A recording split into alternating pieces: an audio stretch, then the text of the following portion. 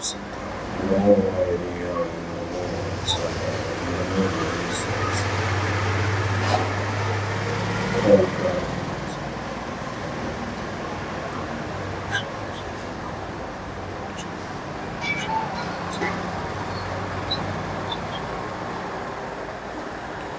आज्ञा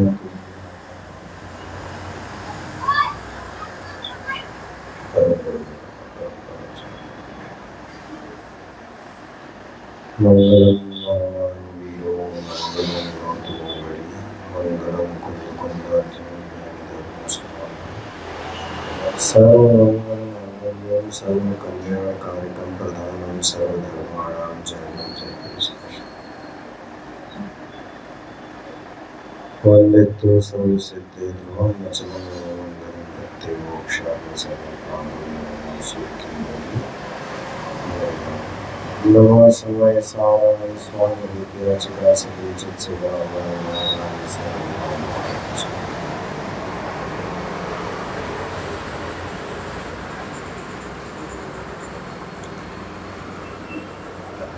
कल हमने थोड़ी सी चर्चा, ये थोड़ी सी वॉल्यूम बढ़ सकती है इसकी।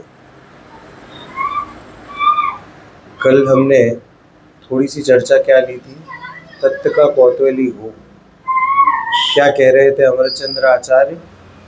अमरचंद्र आचार्य कहते हैं अये कथमपि मृत्वा, यानी कि हे भाई, हे जीव, हे तत्व जिज्ञासु जीव, हे आत्मा के रसिक, मरकर भी इस तत्व का कौतूहली हो। मरकर भी अर्थात मरने जैसे कष्ट भी सहने पड़े, अत्यंत शारीरिक प्रतिकूलताएं हो, मानसिक दुख हो, तो भी इस तत्व का कौतूहली हो। आयु पूर्ण होने से पहले इस तत्व को समझ लेना, नहीं तो ये मानव जीवन व्यर्थ चला जाएगा। मानव जीवन की सार्थकता किसमें है? मानव जीवन की सार्थकता ही तत्व को समझने में है।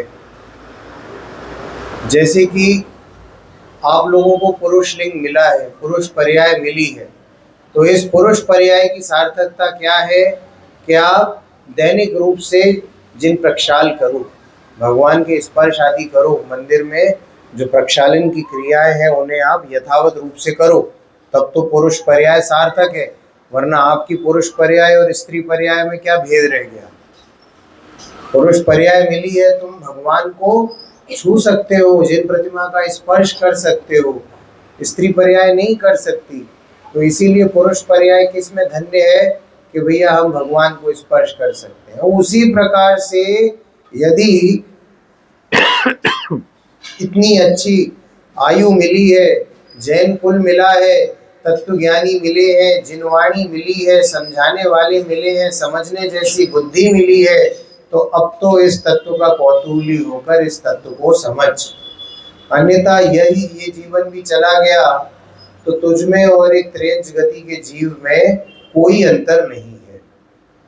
जैसे वो सुबह उठता है, खाता है, पीता है, दिन भर विचरण करता है, शाम को खाता है और सो जाता है, उसी प्रकार से हमारा और आपका जीवन है। सुबह उठते हैं, खाते पीते हैं, दिन भर विचरण करते हैं, फिर खाते हैं, फिर सो जाते हैं। और ऐसा नहीं है कि त्रियंच गति के जीव जमा नहीं करते। त्रियंच गति के जीवों को भी जमा करने के भाव होते हैं, वो भी खाना इकट्ठा करते हैं। कुछ होते हैं जीव जो खाना इकट्ठा करते हैं, तो हम भी खाना इकट्ठा करते हैं, है ना। हम धन इकट्ठा करते हैं, किस लिए धन इकट्ठा करते हैं? भोजन के लिए। हम धन इकट्ठा करते हैं सुख साधनों के लिए। तो उसी प्रकार से वो भी यही सब करता है ना। शेर हुए, ये भेड़िए हुए, ये सब भी थोड़ा थोड़ा कभी कभी भोजन इकट्ठा करते देखे जाते हैं। ये भी गुफाओं में अपने घर बना लेते हैं। इनको भी गुफाओं की पहचान हो जाती है कि ये गुफा में मेरा घर है, इस घर में मुझे जाके विश्राम करना है। उसी तरह से हम लोगों ने भी अपनी गुफाएं बना ली हैं। उनकी गुफाएं छोटी हैं, हमारी गुफाएं बड़ी हैं। हमारी गुफाओं के अंदर भी गुफाएं हैं, है ना। और उस गुफाओं में थोड़े कोमल बिस्तर भी लगे हुए हैं। वो इतना ही फर्क है, वरना हम और त्रियंच गति के जीव एक बराबर है, यदि हमने इस तत्व को समझकर सम्यक दर्शन प्रकट नहीं किया। तो इस संसार में यही कार्य करना है यदि तत्व चिंतन नहीं करना, सम्यक दर्शन नहीं प्रकट करना, तो यही सब करना है। इतना तो हमने अपनी बात को कल तक किया था। अब थोड़ी सी आगे बात करते हैं कि तत्व का अभ्यासी हो, मरकर भी, कष्ट सहकर भी इस तत्व को समझ। तो उस तत्व को समझाने के लिए 6 नंबर की गाथा कुंद कुंद आचार्य ने लिखी। क्या लिखी है? नहीं अप्रमत्त नहीं प्रमत्त नहीं, जो एक ज्ञायक भाव है, इस रीत शोध कहा है, अरु जो ज्ञात वो तो वो ही है। वो तो वो ही है। क्या लिखते हैं? अर्थ लिखते हैं, जो ज्ञायक भाव है वह अप्रमत्त भी नहीं है और प्रमत्त भी नहीं है, इस प्रकार से इसे शुद्ध कहते हैं। और जो ज्ञायक रूप से ज्ञात हुआ वो तो वो ही है, अन्य कोई नहीं है। जो स्वयं अपने से सिद्ध होने से। इस गाथा की शुरुआत में क्या लिखा उन्होंने? ऐसा शुद्ध आत्मा कौन है जिसका स्वरूप जानना चाहिए। महाराज आप कहते हो मरकर भी इस तत्व का कौतूहली हो, इस आत्मा को समझ, तो वो आत्मा कैसा है वो तो समझाइए कि कैसा है वो आत्मा जिसको जानना चाहिए, जानना चाहिए, जानना चाहिए। आप बोल रहे हो, हमने मान लिया, अब बताओ वो कैसा आत्मा है। तो वो आत्मा कैसा है? जो ज्ञायक भाव है। अब वो कैसा है ज्ञायक भाव? उसके विशेषण बताए। जो स्वयं अपने से सिद्ध होने से, किसी से उत्पन्न ना होने से, स्वयं सिद्ध है आत्मा, किसी से उत्पन्न नहीं कराया गया। क्यों? क्योंकि यही उत्पन्न कराया गया होता, पिछले किसी भी, कहीं पे भी, अनादि मतलब कहीं पे भी, आगे से आगे से आगे से आगे कितना भी चले जाओ, अनंत अनंत अनंत अनंत काल पीछे चले जाओ, और वहां पर कहीं पर भी यहाँ स्टार्टिंग पॉइंट होता तो केवल ज्ञान की वाणी में आ जाता कि तेरा जन्म इस समय पर हुआ है। क्यों? क्योंकि केवल ज्ञान की वाणी में तो सब तरफ का आता है, इधर भी अनंत और इधर भी अनंत, तो दोनों तरफ का आता है। तो वहां पर दिख जाता कि तेरी शुरुआत कहाँ से हुई है, तो वो बता देते। परंतु तेरी शुरुआत उन्हें अपने केवल ज्ञान में भी नहीं दिखी। इस जीव का जन्म कब हुआ ये दिखा नहीं, इसीलिए ये बोला कि तू स्वयं सिद्ध है। कैसा है? तू स्वयं सिद्ध है, तुझे किसी ने बनाया नहीं है। इस बात का थोड़ा सा घमंड आना चाहिए, अभिमान आना चाहिए कि मैं तो स्वयं सिद्ध हूं और किसी से उत्पन्न नहीं हुआ, अनादि सत्ता रूप हूं। अपनी सत्ता का ख्याल होता है कि नहीं होता है? अभी पंचकल्याणक होंगे आपके यहाँ, अलग अलग कमेटी भी बनेगी पंचकल्याणक की, अभी शायद गठन नहीं हुआ होगा पंचकल्याणक कमेटी का। उसमें अध्यक्ष बनेंगे, मंत्री बनेंगे, कोषाध्यक्ष बनेंगे, सह मंत्री बनेंगे, सह कोषाध्यक्ष बनेंगे, उपाध्यक्ष बनेंगे, और भी भिन्न भिन्न पद बना के लोगों को जोड़ा जाएगा। सांस्कृतिक मंत्री बनेंगे, और पंडाल व्यवस्था समिति, भोजन व्यवस्था समिति, और तमाम समिति, साउंड सिस्टम समिति, वो मंडप समिति अलग होती है, वो केवल जो मंच मंच देखती है, मंच संचालन समिति।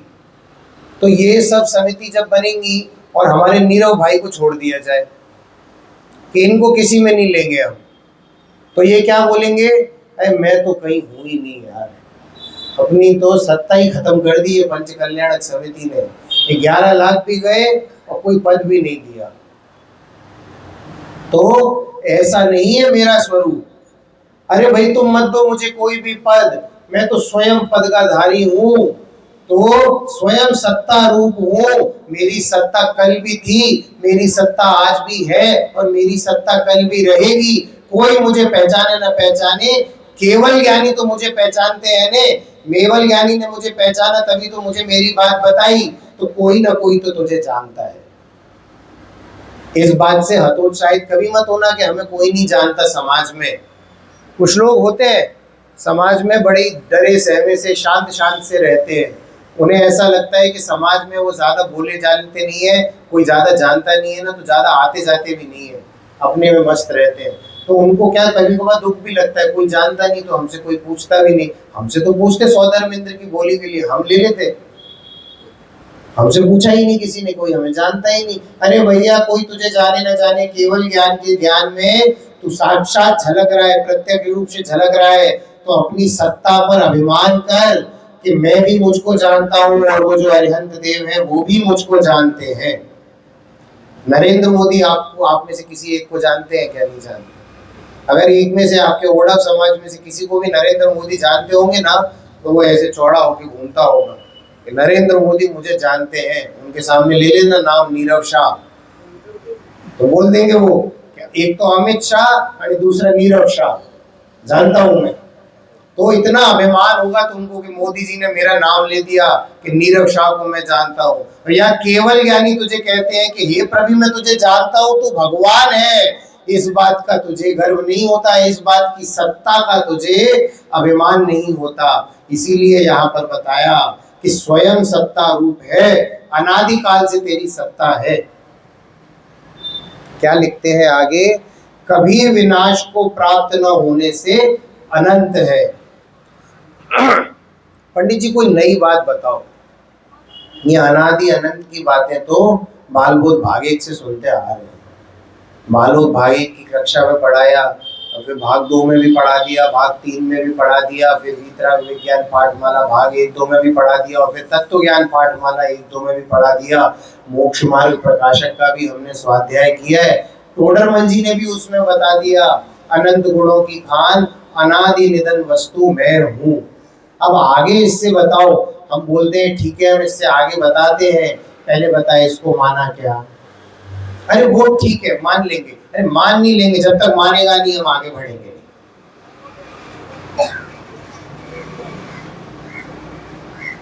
पुराने विद्वान होते थे, पुराने विद्वान हमारे यहाँ भी आए हैं कुछ पुराने विद्वान, वो जब तक वो कुछ तो ऐसे बोलते थे, नहीं तू पहले बोल, पहले बोल तूने माना कि नहीं माना, पहले बोल तूने माना कि नहीं माना।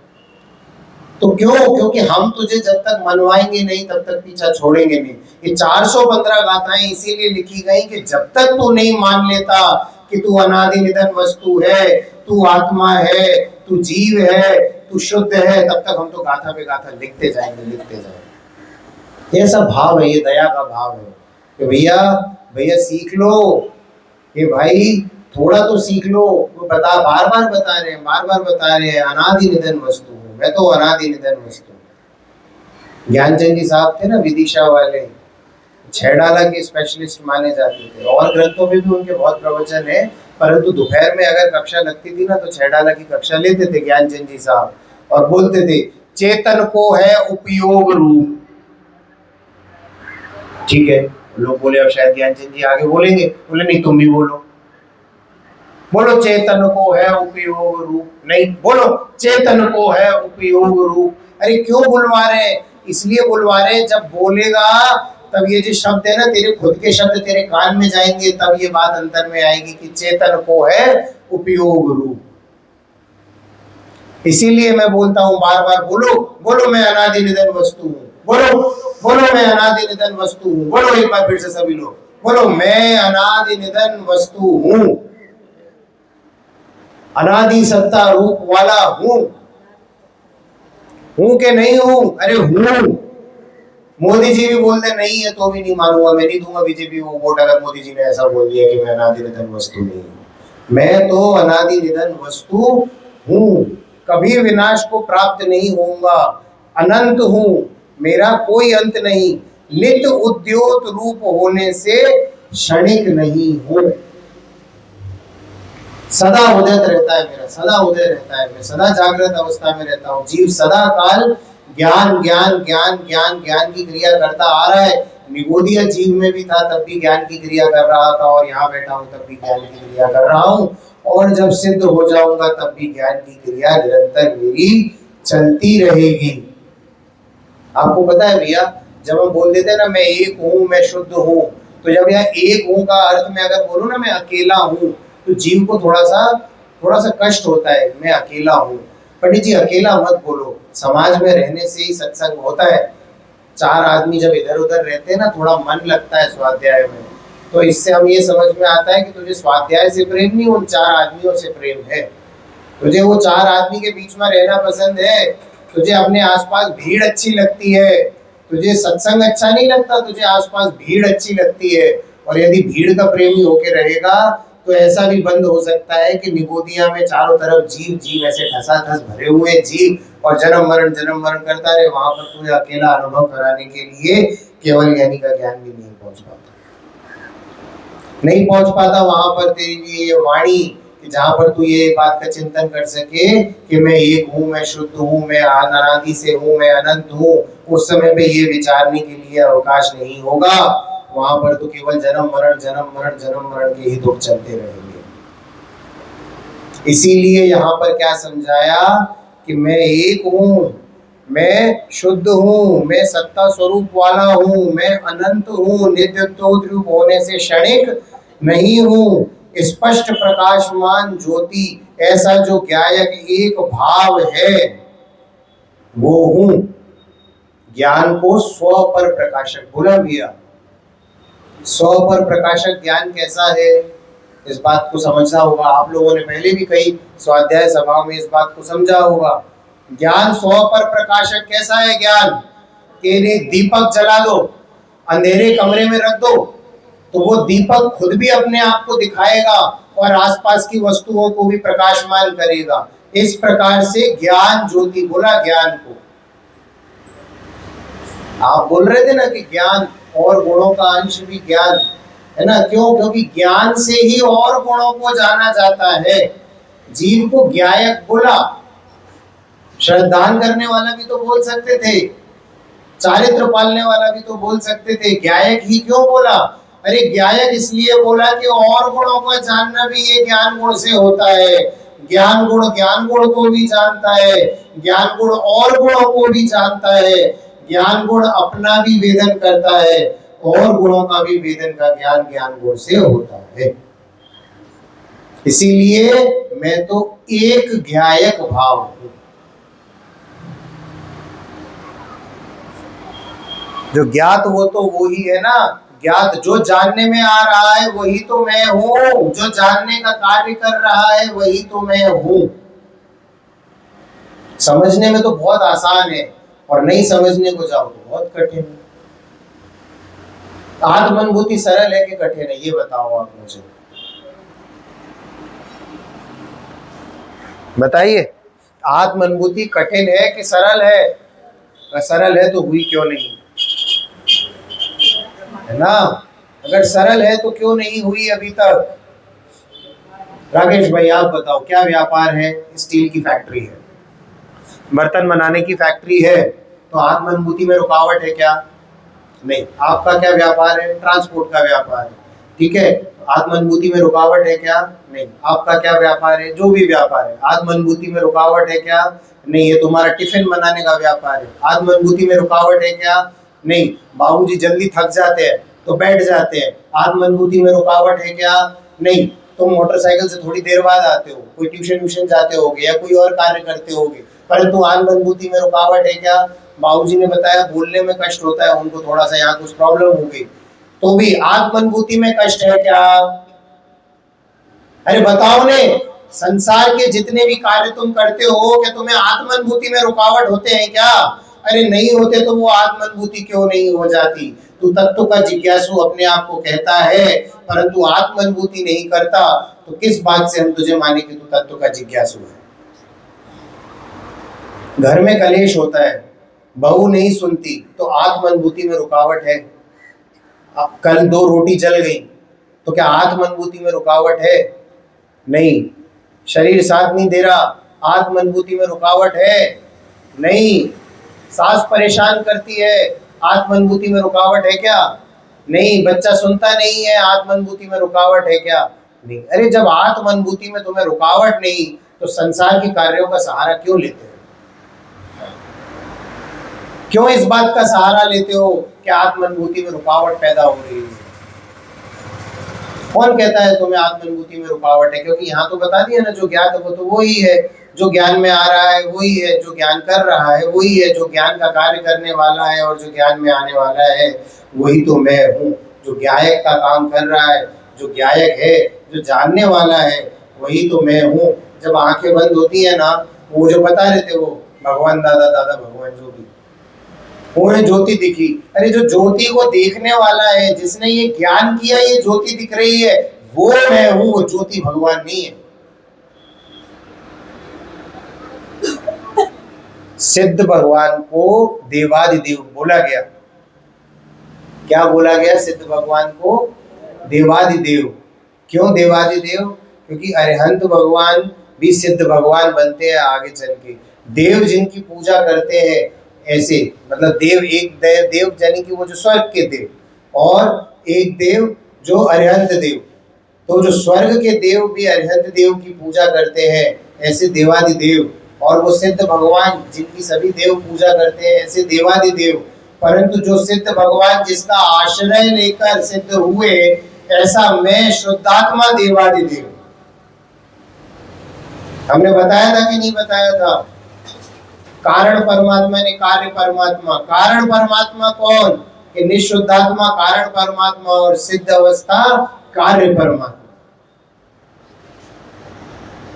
तो जब इतना महान वस्तु अंदर बैठी हुई है और विरक्त गुरु तुझे निरंतर समझा रहे हैं कि ये समझ बेटा, अरे बेटा समझ ले, अरे बेटा समझ ले। पुराने टीचर होते थे ना स्कूलों में, उनको पढ़ाने का बहुत ही रुचि होती थी, तो वो प्लेग्राउंड में कोई बच्चा मिल जाए उसको भी पकड़ के बैठ जाते थे। उनको समझ में आता था ये थोड़ा वीक स्टूडेंट है, आजा बैठ जा, वो फिर समझाने लगे। फिर कहीं सड़क पे मिल गए तो समझाने लगे, घर पे आ गए तो समझाने लगे। तो ऐसे गुरु तुझे निरंतर समझा रहे हैं। क्या समझा रहे हैं? कि एक ज्ञायक भाव है, वह संसार की अवस्था में अनादि बंध पर्याय की निरूपणा की अपेक्षा से नीर शीर की भांति कर्म पुद्गलों के साथ एक रूप होने पर भी द्रव्य के स्वभाव की अपेक्षा से देखा जाए तो दूरंत कषाय चक्र के उदय की विचित्रता से विश्व से प्रवर्तमान जो पुण्य पाप को उत्पन्न करने वाले समस्त अनेक रूप शुभ अशुभ भाव उनके स्वभाव रूप परिणमित नहीं होता। क्या बता रहे थे अभी गुरुदेव श्री? यही तो बता रहे थे कि राग भिन्न है, आत्मा भिन्न है, आत्मा का स्वाद भिन्न है, राग का स्वाद भिन्न है। यही तो मेरी बात है कि जो शुभ अशुभ भाव है ना, उनके द्वारा भी मैं आज तक परिणमाया नहीं गया। मैं तो अपने स्वभाव से ही परिणमन करता हूँ। कर्म के उदय मेरा परिणमन नहीं कराते, कर्म के उदय भिन्न, यानी मेरा ज्ञायक भिन्न। कितना भिन्न बतावे? ज्ञायक भाव से जुड़ाव भाव रूप नहीं होता, इसीलिए प्रमत्त भी नहीं और अप्रमत्त भी नहीं है। भैया प्रमत्त की बात करें, प्रमत्त, अगर प्रमत्त और अप्रमत्त ना गुण स्थान से समझ में आ जाते हैं। प्रमत्त का मतलब होता है प्रमाद और अप्रमत्त का होता है अप्रमाद। तो प्रमाद की अवस्था किसको बोली? जब जब आत्मअनुभव नहीं हुआ तब तक प्रमादी है जीव। जब जब शुद्धोपयोग में नहीं, शुद्ध उपयोग, हाँ, शुद्ध उपयोग के काल में यदि जीव नहीं है तो वो क्या कहलाता है? प्रमादी कहलाता है, प्रमत्त कहलाता है। तो मिथ्यात्व का जीव तो प्रमत्त है ही। चतुर्थ गुण स्थान का जीव जब जब शुद्धोपयोग में नहीं है तब तक प्रमत्त है। पंचम गुण स्थान का जीव जब जब शुद्धोपयोग में नहीं है प्रमत्त है। और छठम गुण स्थान का जीव भी शुद्धोपयोग में नहीं होता तो क्या कहलाता है? प्रमत्त ही कहलाता है। तो इस प्रकार से मिथ्या दृष्टि मैं नहीं हूँ, अव्रति श्रावक मैं नहीं हूँ, व्रति श्रावक मैं नहीं हूँ, और बोलो, और द्रव्यलिंगी मुनिराज भी मैं नहीं हूँ। क्यों? क्योंकि मैं इन समस्त पर्यायों से भिन्न एकमात्र ज्ञायक भाव हूँ। यहाँ पर गुरुदेव श्री ने बोला था, सोनगढ़ वाले तो निश्चय की बात करते हैं। तो भैया सच तो बताना पड़ेगा ना। देखो, मानना है, मानने में 1 सेकंड लगता है, परंतु समझाने में होता है विस्तार। शब्दों में समझाया जाता है ना, तो शब्दों में तो एक एक करके ही तो बात बोलेंगे। पहले हमने बोला तू एक स्वभाव वाला है, ज्ञायक स्वभाव वाला है, फिर उसके बाद हमने व्यवहार की बात भी समझा दी कि अंदर में ये मान और बाहर में ये क्रियाएं हैं। तो एक एक करके ही तो बोला जाएगा ना। तू पहला सेंटेंस सुन के उठ के भग जावे और बोले कि तुम तो निश्चय की बात करते हो, तो वो हमारा टेंशन नहीं है भैया, वो तो तुम्हारी दुकान है, तुम चलाओ। अधूरा सुनना बहुत खतरनाक है। बोला भी जाता है नैतिकता से, क्या बोला जाता है? अधूरा सच असत्य समान है। सत्य सुनना है तो पूरा सत्य सुनना। शुद्ध निश्चय नहीं की बात सुन के समझ लेगा ना, तो देखो व्यवहार भी समझ में आ जाएगा और निश्चय भी समझ में आ जाएगा। परंतु यदि अंदर में शुद्ध निश्चय की बात समझी नहीं तो भटके बिना तो ये संसार तेरा चलेगा नहीं, तो भटकता ही रहेगा इस संसार। अप्रमत्त के गुण स्थान बताइए कैसे है?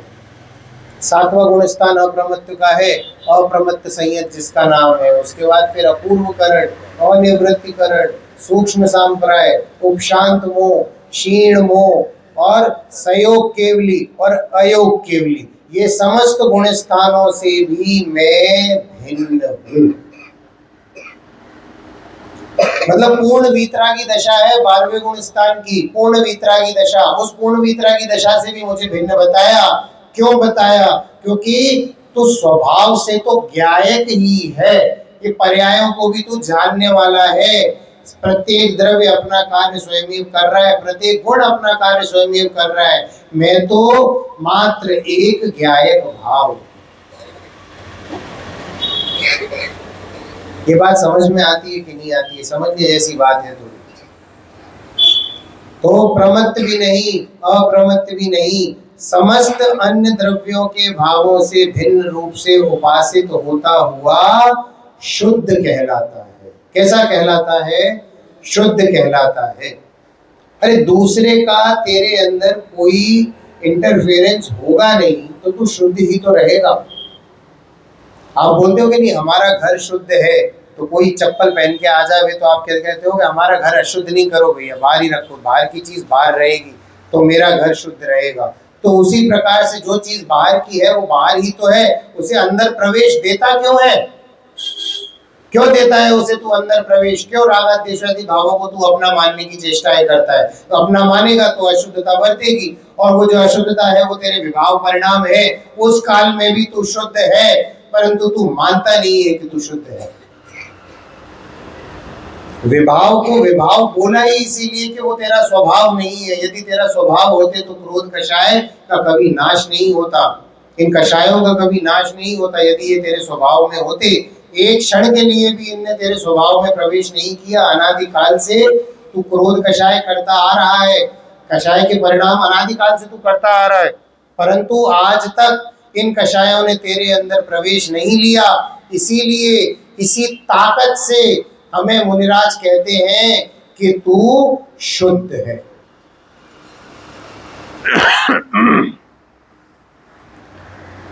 कभी शंका उत्पन्न होती है क्या कि मैं शुद्ध नहीं हूं? शंका उत्पन्न होती है ऐसी? अरे हाँ या ना कुछ तो बोलो। नहीं होती ना शंका, तो आत्मानुभूति क्यों नहीं हुई? यदि अगर शंका उत्पन्न नहीं होती तो आत्मानुभूति खरेखर हो जानी चाहिए थी। ये शंका ही तो दूर नहीं होती, जो श्रद्धा में यह बात नहीं बैठ पाती। और आपको पता है श्रद्धा में बात कैसे बैठती है? कैसे बैठती है श्रद्धा में बात? राकेश भाई, आपके बच्चे का नाम जिनांश है ना, छोटे वाले बालक का नाम। तो आप लोग कल उसको बालक बालक नहीं कह रहे थे, आप लोग क्या कह रहे थे? जिनांश इधर आओ, जिनांश इधर आओ। तो ये बोल बोल के आप उसके मन में श्रद्धा बैठा दोगे कि मेरा नाम जिनांश है। हूँ परमात्मा छू, वो बाद में सीखेगा। हूँ जिनांश छू, वो ये जरूर सीख जाएगा और उसकी श्रद्धा भी हो जाएगी उसको, है ना? तो इसीलिए पहली गाथा से लेकर 415 गाथा, प्रत्येक गाथा में बार बार हमको यही बताया गया, तू शुद्ध है, तू एक है, तू शुद्ध है, तू एक है, तू जीव है, तू जीव है, तू जीव है, तू जीव है। जीव इधर आ, जीव इधर जा, जीव तू ज्ञायक है, जीव तू अप्रमत्त नहीं, जीव तू अप्रमत्त नहीं, जीव तू प्रमत्त नहीं, तू अप्रमत्त नहीं, जीव तू राग द्वेषों से रहित है, जीव तू इन सभी विभाव परिणामों से रहित है, जीव तू एक सत्ता वाला है। इतनी बार तुझे जीव जीव जीव जीव जीव जीव बोल दिया, अरे अब तो ये मानना चाहिए कि मैं जीव हूं, है ना? घुटी घुटी कहते हैं इसको, घुटी पिला देना। छोटे थे तो वो क्या बोलते थे कि घोट के पी लो इस चीज को, ये एग्जाम में आने वाला है, ये घोटो और पी जाओ तो सब आ जाएगा अंतर में। तो उसी प्रकार से इसका घोटन होना चाहिए। मैं जीव हूं, अरे मैं जीव हूं, अरे ऐसे कैसे नहीं, मैं जीव हूं, अंदर ही बार बार शंका उत्पन्न होती है। थोड़ा प्रैक्टिकल अप्रोच बताओ, आंखें बंद करके जब आप सामायिक में बैठते भी है ना, और जब इस बात को विचारते भी हो ना कि मैं जीव हूँ, इस राग द्वेष आदि मेरे नहीं, राग द्वेष तो चलो बहुत दूर की बात है, अभी तो शरीर धंधे व्यापार भी ले लेते हैं। अकेले बैठ के जब कमरे में ऐसा विचार करते हो कि ये व्यापार मेरा नहीं, ये स्त्री मेरी नहीं, ये पुत्र मेरा नहीं, तो जब ये विचारते हो ना, अंदर से धीरे से आता है कि अरे है तो सही, नहीं ये है, क्योंकि अनादि का संस्कार इतनी आसानी से टूटेगा नहीं। इसको तोड़ने के लिए छेनी हथौड़ा चाहिए। ऐसी मोटी पत्थर की दीवार खड़ी कर रखी है मिथ्यात्व की, उसको तोड़ने के लिए छेनी हथौड़ा चाहिए। और उस छेनी को क्या बोला, प्रज्ञा छेनी बोला ना, कि ये प्रज्ञा छेनी से वार कर, बार बार अपने मिथ्यात्व और मोह पर बार बार वार कर। जब बार बार वार करेगा तो एक एक चोट लगते लगते लगते लगते वो द्वार खोलेगा। देखो आपको नहीं पता कि कौन सी चोट पे पत्थर टूटता है ना, तो आप पहला वार करते, फिर दूसरा वार करते, फिर तीसरा वार करते, मान के चलो 100 वार करने के बाद 100वीं वार पे वो पत्थर टूटा, तो पहला वार करना जरूरी है कि नहीं, ये बताओ। पहली चोट मारना जरूरी है कि नहीं, है ना, पहली चोट मारना। तो ये बात बताओ, हमने पहली चोट भी मारी कि नहीं मारी अभी? चलो मान लिया 100वीं चोट में ये मिथ्यात्व टूटेगा, परंतु उसके लिए पहली चोट मारना जरूरी है कि नहीं? अरे मारना जरूरी है। इसीलिए कल हमारी शाम की चर्चा में आया था, सवेरे सांझ बैठ और इस बात का विचार कर कि मैं कौन हूं, अपने स्वरूप का विचार कर, मैं कहां से आया, मुझे कहां जाना है, आया कहां से कहां है जाना, ढूंढ ले ठिकाना चेतन, ढूंढ ले ठिकाना। एक दिन तेरा पूरा तनिए मिट्टी में मिल जाएगा, कुटुंब कबीला खड़ा रहेगा, कोई पास न आएगा। कोई पास नहीं आता। एक बार ये जीव छोड़ के चला जावे ना इस तन को, तो इस तन के कोई पास आना नहीं चाहता। 3-3 बार नहाते हैं, जला के आ जावे ना, तो पहले तो वही हमारे यहाँ तो वो मरघट पे हाथ पैर धोने का है रिवाज, अलग अलग जगह अलग अलग रिवाज होते हैं। फिर घर पे आके घर के बाहर नहाएंगे, उसके बाद घर के अंदर जाके नहाएंगे, 3-3 बार नहाता है। एक दिन तेरा कोरा तनिए मिट्टी में मिल जाएगा, कुटुंब कबीला खड़ा रहेगा, कोई पास न आएगा, नहीं मिलेगा कोई ठिकाना, अरे ढूंढ ले ठिकाना चेतन, ढूंढ ले ठिकाना। ये बॉडी को ऐसा करो, इस कमरे में रख दो, अरे नहीं नहीं इस बॉडी को इस कमरे में रख दो, अरे कहीं मत रखो, घर के बाहर रखो और तुरंत बुलाओ 4 समाज वालों को, लेके जाओ, आग लगा के आओ इस बॉडी को। अरे रखना आधा घंटा। जिस क्षण मृत्यु होती है, तेरे परिवार वाले तुझे जलाने की सोचने लगते हैं। ठीक है, बाहर से रोते गाते बिलखते दिखाई देते हैं, परंतु अंदर में उनके एक समय नहीं लगता ये मानने में कि ये जिस बॉडी को हम रोहित कह रहे थे वो अब बॉडी हो चुकी है। रोहित जिस जीव को बुलाते थे वो जीव तो चला गया। एक समय नहीं लगता इस बात को मानने में। मेरी मृत्यु के बाद मेरे परिवार वाले आधा घंटा या पौना घंटा नहीं लेंगे इस बात को मानने में कि ये जीव चला गया। अरे एक क्षण लगता है, जैसे ही डॉक्टर ने बोला आई एम सॉरी, बोलते चलो वी आर ऑल्सो सॉरी। तो जब एक समय ये मानने में नहीं लगता कि ये तन को ये जीव छोड़ के चला जाएगा, तो ये एक समय ये भी मानने में लगना चाहिए कि मैं तो जीव हूं, इस तन को मैं छोड़ दूंगा। जब बाहर वाला मान लेता है कि तू शरीर अलग है और ये जीव अलग है, तो मैं अपने आप को क्यों नहीं मान पाता कि शरीर अलग है और जीव अलग है? बताओ। शरीर और जीव को अलग मानते हो ना, तभी तो जला आते हो शरीर को। एक समय लगता है आपको इस बात का विचार करने में कि ये जीव चला गया, चलो अब ये शरीर हो गया, जला के खत्म करो इसको, अब ये अशुद्ध हो गया, क्योंकि शुद्ध जो था ना वो तो चला गया। इस बात से भी सिद्ध होता है कि जीव शुद्ध है, क्योंकि जैसे ही वो शुद्ध चीज निकल गई, अब ये अशुद्ध शरीर बचा है, अब इस अशुद्ध शरीर का क्या करना है देखो। अब तुम देख लो तुम्हारे अपने अशुद्ध शरीर का क्या क्या करना है। पता है नीरव भाई, अभी फेसबुक पे एक न्यूज आई थी, 2050 या पता नहीं कितने सालों बाद ऐसी टेक्नोलॉजी की व्यवस्था की जा रही है कि जीवों को वापस जिंदा किया जा सकता है, मतलब शरीरों में वापस जीव डाला जा सकता है। तो लोग $1 मिलियन खर्च कर रहे हैं, $1 मिलियन। मिलियन, 1 मिलियन में होता है 10 लाख, तो $10 लाख और ऐसे कई 10 लाखों डॉलर खर्च कर रहे हैं, अपना शरीर फ्रोज करवा रहे हैं। चंद्रेश भाई, मतलब ये शरीर जो मेरा शरीर है ना, वो फ्रीज कर देंगे वो, और वो शरीर ऐसे फ्रीज करके ऐसे पड़ा रहेगा, और जितने सालों में वो टेक्नोलॉजी डेवलप होगी, उनका अंदेशा है लगभग ऐसे 100-125 साल में वो टेक्नोलॉजी डेवलप हो जाएगी, ऐसा उनका मानना है। तो 100-125 साल बाद ये रोहित जैन फिर से आ जाएंगे और यही शरीर लेके आ जाएंगे फिर से, ऐसा उनका मानना है। तो कैसे बुद्धू प्राणी है भाई, बुद्धू ही बोला है आचार्य देव ने, जब बार बार समझ में नहीं आया ना, तो क्या बोला है, भोंदू भाई।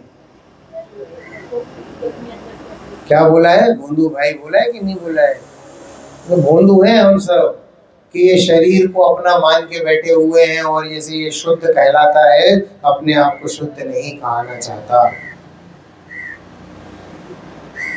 फिर विवेक भैया समझा रहे थे कि नहीं, ज्ञेय कृत अशुद्धता, वो उसमें आया है, क्या है, और जैसे दाह जलने योग्य पदार्थ के आकार का होने से अग्नि को दहन कहते हैं, तथापि उसमें दाहकृत अशुद्धता नहीं होती। ये बात थोड़ी समझ में आती है, जिनको नहीं समझ में आती हो उसको एक दृष्टांत से समझते हैं कि एक लकड़ी, ये बहुत आसान उदाहरण है, एक लकड़ी होती है, लकड़ी को आप जला देते हो तो वो लकड़ी जलने लगती है ना, परंतु अग्नि जो होती है उसमें लकड़ी प्रवेश नहीं करती और लकड़ी में अग्नि प्रवेश नहीं करती। ये एक देश उदाहरण माना जाता है, परंतु जहां जहां पर अग्नि है वहां पर लकड़ी नहीं है, मतलब अग्नि में लकड़ी की अशुद्धता प्रकट नहीं हुई, अग्नि शुद्ध है, अग्नि अग्नि में है और लकड़ी लकड़ी में है। इसको कहते हैं कि दायकृत अशुद्धता नहीं है। तो उसी प्रकार से ज्ञान में ज्ञेयकृत अशुद्धता नहीं आई, इसने आज तक अनंत ज्ञेयों को जाना है। उन ज्ञेयों में राग द्वेष भी जानने में आए, फैक्ट्री के बर्तन भी जानने में आए, घर की स्त्री पुत्र भी जानने में आए, पिता भी जानने में आया, और मेरी ये धन संपदा भी जानने में आई, परंतु आज तक इनमें से एक भी ज्ञेय मेरे ज्ञान में प्रवेश नहीं कर पाया, इसीलिए मैं शुद्ध हूं। धन संपदा छोड़ी नहीं जाती जीवों से, मरते दम तक उस धन के पास रहते हैं। आपको पता है आपकी जो कमर में चाबी लगी है ना, वो चाबी आपकी बहू या आपका बेटा निकालेगा मरने के बाद आपकी कमर से। हमने देखा है साक्षात, बाबूजी चले गए, जेब में चाबी है, पुत्र ने सबसे पहले जेब में हाथ डाल के चाबी अलग कर ली, उसके बाद आए बाबूजी आप चले गए। उसको जाने का दुख बाद में हुआ, चाबी निकालने का सुख पहले वासित हो गया। और बाबूजी जलाते समय ना वो पूरा ऐसे बॉडी को जांच लेते हैं, ये सोने की चीजें निकाल लो, तो वो सोने का दांत लगा के रखा था बाबूजी ने, उसको कैसे उखाड़े, तो बोला कि कल जब बटोरने आओगे ना उसमें देख लो पड़ा होगा। अब लगवा रखा था बाबूजी ने सोने का दांत, सोने का दांत थोड़ी जलने वाला है, वो तो फिर वही मिल जाएगा। तो बोले कल बटोरने आओगे ना, जब वो अस्थियां बटोरोगे तो उसमें मिल जाएगा, आ जाना कल सुबह। तो बाबूजी क्या क्या ये शरीर से तुम कितना प्रेम करते हो इस शरीर से, और तुम्हारे परिवार वाले इस शरीर से प्रेम नहीं करते, वो तुम्हारे लिए सोने चांदी से प्रेम कर रहे हैं, वो बटोरने आ जाएंगे। हमने तो देखा एक बाबूजी जल रहे थे, सच्ची घटना है। और बाबूजी जल रहे थे और ध्यान ही नहीं रहा, उनकी अंगूठी और चेन नहीं उतारी, और लकड़ियां रख दी गई, बॉडी रख दी, उसके ऊपर लकड़ी भी रख दी, और उसके बाद किसी की नजर गई वो चमकती हुई चीज, बोला लकड़ी हटाओ, लकड़ी हटाओ, लकड़ी हटाओ। उन्होंने लकड़ी हटाई, वो चेन हटाई, और फिर वो अंगूठी उतारी। उनके पुत्र को बुला रहे, क्या करते हो यार, तुम ध्यान नहीं देते हो, ये देखो ये चेन और अंगूठी है, उसको पकड़ाई। और वो बेचारा बाबूजी के दुख में रो रहा था, चेन अंगूठी हिला दी, फिर रोने लगा। ये स्थिति, हाँ बोलिए।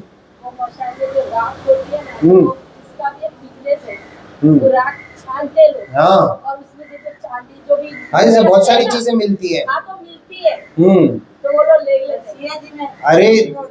अरे पुद्गल का व्यापार है, केवल राख नहीं, पुद्गल का व्यापार है, प्रत्येक पुद्गल का व्यापार होता है। आप तो ये समझो बस, उसमें मरघट की राख ले लो, चमुर्दे की हड्डियां ले लो, कुछ भी ले लो। कल मैंने बताया था ना आपको, क्या क्या प्रोडक्ट्स में क्या क्या चीजें यूज होती है, सब ले लो। स्किन का व्यापार नहीं होता क्या, सब चीजों का व्यापार होता है। अरे भैया, ये पुद्गल के व्यापार में तेरा अनादि का संसार चला आ रहा है, और तुझे अनादि का संस्कार भी इस पुद्गल के ही व्यापार का पड़ा हुआ है। उसमें क्या भिन्न भिन्न करना। जब आचार्य देव मुझे प्रमत्त और प्रमत्त दो चीज बताकर ही आगे हो गए, बोले अब तू कर लेना भिन्न भिन्न, इसमें बहुत जितनी चीजें हैं सब प्रमत्त और प्रमत्त में आ गई। हमें नहीं बताना अलग अलग करके चीजों को, क्योंकि तू तो एक ज्ञायक भाव है और तू शुद्ध है। हम तो इतना बता रहे हैं, अलग करने का व्यापार अब तेरा है।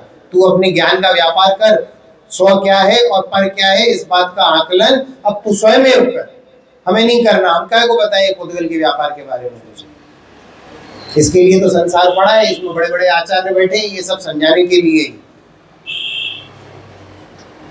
कि कौन सा व्यापार कैसे किया जाता है। बिजनेस एक्सपर्ट बोला जाता है, यूट्यूब पे बहुत सारे वीडियोस आते हैं बिजनेस एक्सपर्ट के, बिजनेस आइडियाज देते हैं। वो खुद का बिजनेस है गलत, तुमको दे रहे बिजनेस आइडियाज। अरे इतने बिजनेस आइडियाज खुद कर लेना भाई, वो बिजनेस हमको आइडियाज देते हो। अरे हमको आइडिया मत दो, हमारे पास तो ये आइडिया दिया ना भगवान ने, क्या दिया, एक मंत्र दे दिया, मैं तो शुद्ध हूं, मेरे अंदर ज्ञेय कृत अशुद्धता आज तक 3 काल में भी प्रवेश नहीं कर पाई। ज्ञेयाकार अवस्था होने पर भी ज्ञान ज्ञान ही रहा, ज्ञेय रूप नहीं हो गया मेरा ज्ञान। क्यों? क्योंकि ज्ञान में ज्ञेय झलके, तो जो ज्ञेय झलके ना, वो भी मैंने ज्ञान को जाना, ज्ञेयों को नहीं जाना। वो दर्पण का उदाहरण आप सभी लोगों ने देख रखा है कि दर्पण में ज्ञेय झलकते हैं, परंतु ज्ञेय दर्पण में प्रवेश नहीं करते। अब दर्पण के आगे विष्ठा रख दो तो क्या दर्पण अशुद्ध कहलाएगा? क्या नहीं कहलाएगा ना। तो उसी प्रकार से ये विष्ठा भरा शरीर आत्मा के संबंध से है, परंतु इसने आत्मा को आज तक छुआ नहीं, आत्मा ने इस विष्ठा को आज तक छुआ नहीं। इसी दम से हम कह पाते हैं कि यह आत्मा शुद्ध है। आगे क्या बोला, स्वरूप प्रकाशन की अवस्था में भी दीपक की भांति कर्ता कर्म का अन्यत्व होने से ज्ञायक ही है, स्वयं जानने वाला है, स्वयं का कर्ता है और अपने को ही जानता है, इसीलिए स्वयं ही कर्म है। स्वयं ही करता है और स्वयं ही कर्म है। ज्ञान ज्ञान से ज्ञान को जानता है। कर्ता कर्म और कर्म तीनों चीजें आती, कर्ता कर्म और कर्ण। ज्ञान ने ज्ञान को ज्ञान से जाना, इसीलिए मात्र ज्ञायक भाव ही मुझे बोला गया। इसमें कभी शंका उत्पन्न नहीं करना। आपको नहीं समझते आता, बोला ना, यदि ख्याल में नहीं आए तो छल ग्रहण मत करना। तो छल ग्रहण मत करो, बार बार सुनो, बार बार सुनो, बार बार सुनो। गुरुदेव श्री के प्रत्येक प्रवचन में ये बात आती है। पता है आपको, गुरुदेव श्री के प्रवचन का एक अतिशय है, ये मुझे तो फील होता है, बाकी ये व्यक्तिगत है। जैसी शंका कभी स्वाध्याय में हुई और गुरुदेव श्री के प्रवचन सुनो, वो शंका का समाधान जरूर हो जाता है, क्योंकि ऐसा अच्छा है उनकी वाणी में। अब मुझे बहुत पहले ऐसा लगता था कि राग कैसे भिन्न होता होगा, और उस दिन गुरुदेव श्री की प्रवचन सुने तो उसमें उन्होंने बड़ी आसानी से समझा दिया कि राग बच्चे कैसे भिन्न। तब कि मैं ये सोच के नहीं बैठा था कि इस प्रवचन में इस शंका का समाधान हो जाएगा, परंतु हो गया। तो इसीलिए तेरे मन में शंकाएं उठती हैं, और यदि तू मन से स्वाध्याय करता है तो उन शंकाओं का भी समाधान हो जाएगा, और तू अपने शुद्ध स्वभाव को जानेगा, मानेगा, और एक दिन अनुभवन भी करेगा। नित्य यही प्रयत्न रहे। इसी मंगल भावना से अभी की बात को विराम।